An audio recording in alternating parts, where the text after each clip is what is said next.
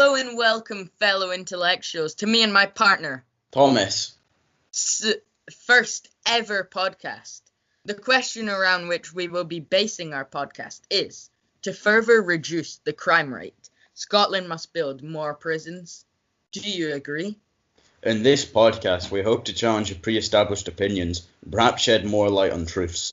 There are 4 key arguments used to validate the use of prison sentences. The first of which is justice or retribution. Justice or retribution provides satisfaction to the victim, as it refers to putting the criminal through pain or punishment similar to that suffered by the victim. Prison is thought to provide retribution, as it is widely considered to be unpleasant. The deterrent value held by prisons is the second. This argument is based on the idea that prison's scariness and unpleasantness discourage criminals from committing crimes. The third being protection. It is the argument that is found to be the most concrete. This is the case as protection refers to the shielding of society away from dangerous criminals, and one cannot argue that prisons do not provide this level of safety to those outside, when talking about long-term sentences, that is. The last of which is prison's rehabilitation effect. According to fullfact.org.uk, 54% of all prisoners will not reoffend within a year of being released.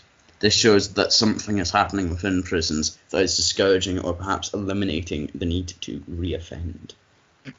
However, it is worth pointing out that many prisons have been privatized, and so the priority of the prisons is not necessarily to rehabilitate, it is to increase the number of prisoners returning. Although it is clear there are many pluses to the use of prisons, there are also many negatives that we will now proceed to discuss. Michelangelos, would you care to talk about the harm to families caused by prison and intergenerational crime? Yes, of course. As you said, Thomas, one of the major arguments used against the use of prisons is the harm it causes to families, and how this may lead to intergenerational crime. First, I'll just explain what intergenerational crime refers to. It refers to how the children of criminals often turn to a life of crime. Evidence of this is according to the Asset Publishing Service, 37% of those in custody who were asked had parents who committed non-motor offences, 84% of which had spent time in jail. It's actually not just the families of the prisoner being put in harm's way, but the prisoners themselves as well. We see this as is 5.1 times more likely to kill themselves while in jail than your average member of society. According to the same source in 2017, there were 44,651 incidents of self-harm. You've talked about the danger prisoners pose to themselves, but are there ever any violent occurrences in prisons? Yes, definitely. The occurrences have risen to shocking levels, with 45 assaults occurring per 1,000 prisoners. As terrible as that is, the suffering of those in custody does not end after release, as many struggle to find employment and feel segregated from the rest of society. And that could lead to reoffending. Yes, but we will talk more about the causes of crime later. Back to the reintegration of ex-convicts into society. An article on Business Insider's website follows Gerald Alvarez and his struggles after leaving prison. He manages to find a job. However, this job only paid $30 a day, which is around $11,000 a year. Less than average of the population, so not a lot. Very true. The university of crime, which is another negative of prison, is a term used to describe how prisoners negatively influence other prisoners. For example, a thief enters prison, then leaves prepared to murder. A serious argument is the high reoffending rate. 46% of criminals reoffend within just a year. Reoffending referring to criminals committing more crimes after their first sentence.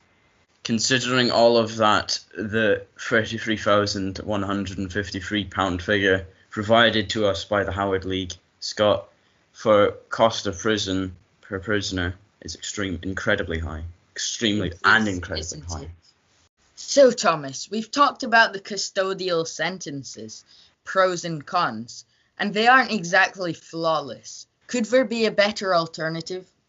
Actually, community sentences are considered to be much more effective alternatives to custodial ones. You said they were more effective, Thomas. Do you have any stats to back that? Of course. According to the Prison Reform Trust Fact File 2018, those serving short prison sentence were 7% more likely to reoffend than those who had committed similar crimes serving community sentence. It's also much cheaper, with the price being as low as £300 a head. Interesting, but it seems that we forgot to explain what a community sentence involves. Yeah, you can do that. Well, you would be given a community sentence if you're convicted of a crime, but not sent to prison, because it's your first offence, and or the court believes you're less likely to reoffend on a community sentence than after a prison sentence. Often, when given community sentences, you're required to do a certain number of hours of what is called community payback, or be required to meet with a probation officer regularly, or made to stay home during certain hours of the day to prevent certain activities. Community payback involves cleaning graffiti, picking litter, decorating public places, and or clearing wasteland. I'll just add that offences that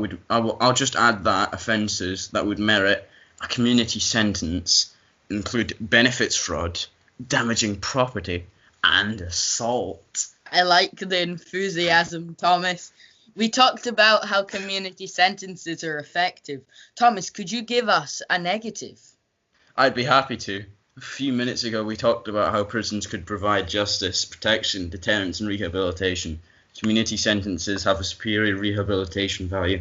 However, they lack the protective value as offenders are able to walk among the general society. Some might find that quite scary. Also, many can consider community sentences a soft punishment, so it lacks that deterrent value. And retribution value as well. Having said that, another positive is present, being the fact that community payback directly benefits society. That's quite interesting, that there.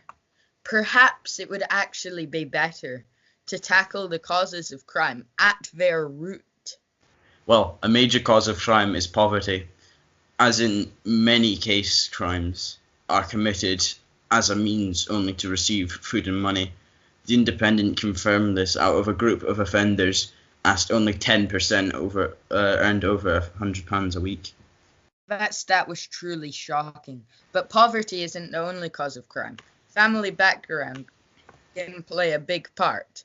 During a prison survey, it was found that 24% of prisoners involved had been in care as children. Another cause of crime is poor education. According to the Asset Publishing Service, 50% of prisoners were studied functionally illiterate. It means they have a reading age of 11 or below. The Prison Reform Trust found that 35% of prisoners show symptoms of indicative psychosis compared to 4% of the general public. This statistic shows there's a correlation between offending and poor mental health. According to DrugWise users, needs from £15,000 to £30,000 a year to fund their addiction. Often addicts resort to crime in order to gather funds. Unemployment and a lack of opportunity can result in crime, as a lack of things to do and money may turn one to crime. We see this to be true, as a fifth of benefits claimants have a criminal record.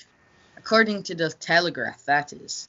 There are a few projects set to tackle these causes of crime. We will talk about YIPS, short for Youth Inclusion Programs. YIPS was set up to help prevent teenagers at risk from going on to commit crimes. How do they determine who needs help or is at risk?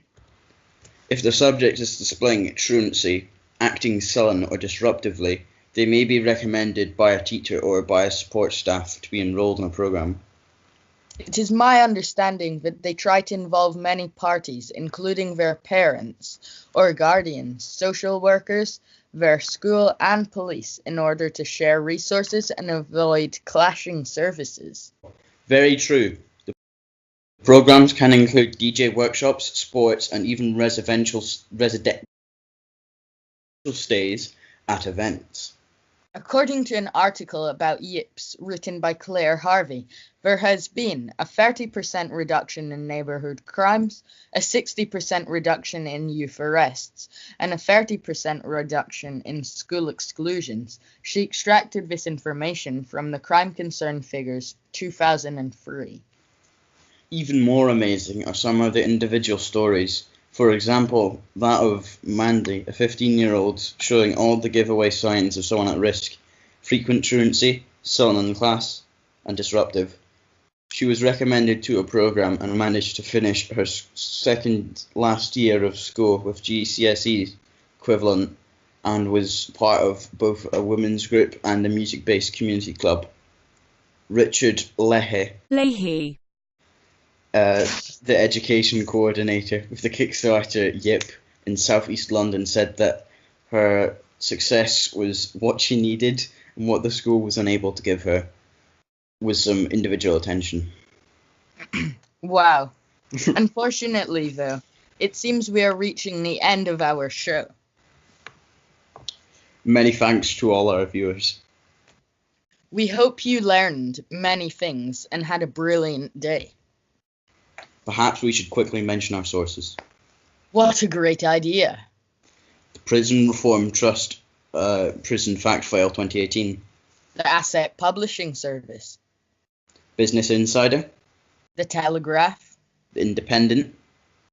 The YIPS article by Claire Harvey and Drugwise.